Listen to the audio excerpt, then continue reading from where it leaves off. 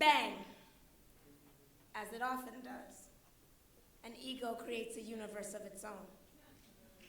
2, I dreamt your veins last night. They melted like sugar in my mouth. I swore I could feel you warming up to me. Or was that just the afterglow of vodka making my guts feel pretty? I promise. I didn't mean to wake you. It's just the drunk monsters know your number better than anyone. 3, are apologies labors of sweat after all? Should I salt them from my brow, then build us an underwater reef, or merely admit I'm human? And no, that's not an excuse. Just meant to say egotism is an easy tide, and I've never known a shark to be selfless. 4, stranger.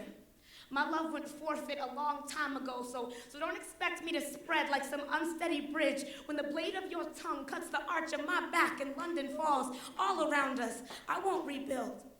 Just lie in ruin like the last time he and I made love. Instead of making peace, he left me sobbing, dripping like a question mark so full of beg, and I still wonder what he knows about drowning and water bursts and if he ever found his sea legs. 5, as often as I've gone on vacation, I've witnessed a funeral, seen women sprint behind coffins, breaking a sweat from their eyes, stood exiled outside a church in Moscow, caught between a dead man and the door, trying not to stare at the corpse like a tourist. Every vacation, a death, a wake. So anytime I'm tempted to get away with my words, I'm reminded that every poem is a tombstone eulogizing a moment. 6, our introduction took the shape of a sonnet.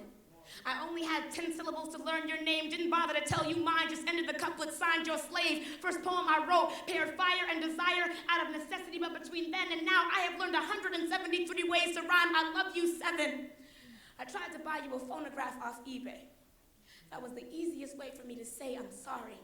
That your melody is too classy, has inspired too many brilliant riffs for me to try to play it on these accordion fingertips. Your well-composed vinyl, too rare to skip. I know I scratched our records, but hopefully they'll just repeated all the good parts.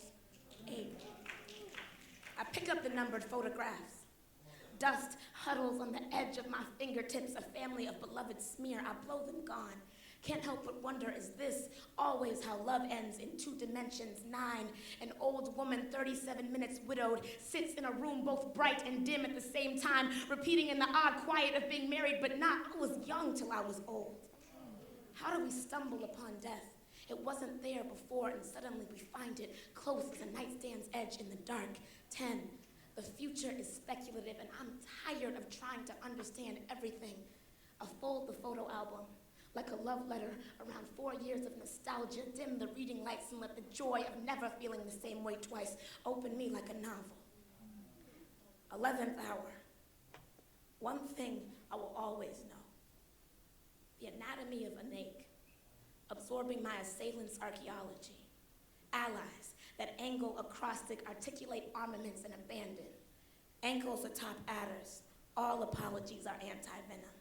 Ask Alysia about amour. Absolute, altruistic amour. Answer, agnostic.